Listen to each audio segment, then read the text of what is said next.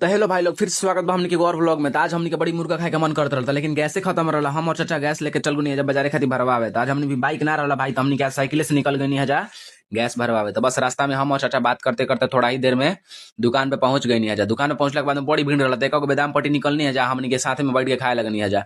फिर चाचा खैनी बना ले, तो भैया आए हैं गैस के मुंह में अपन पाइप डाल के बस भर दिले। तो हमनी के देखने जाकर दो गला में मुर्गा के मीट कटाता रहता, हमने एक केजी कटवा लेनी है जा। तो भैया जल्दी जल्दी हमनी के काट के मीट दे दिले हैं। फिर अपना फरारी साइकिल से हम अपन चाचा निकल गए नहीं जा।